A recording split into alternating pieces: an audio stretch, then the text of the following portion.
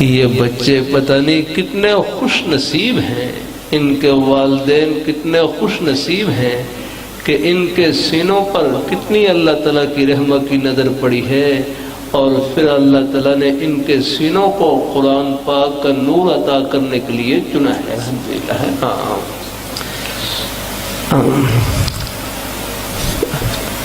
پیار کر دوں، جتنا ثواب پڑھنے والے طلباء کو مل رہا ہے، ہمارے نیک اساتذہ کرام کو مل رہا ہے، اتنا ہی ثواب ان کی طرف محبت کی ایک نظر دیکھنے والے اور ایک لقمہ خیمہ کرنے والے سب برابر کے ثواب میں شریک ہیں۔ الحمدللہ۔ یہ ہمارے بزرگ شہر کے احباب تشریف فرما ہیں، ہمارے بزرگ بھائی تشریف فرما ہیں۔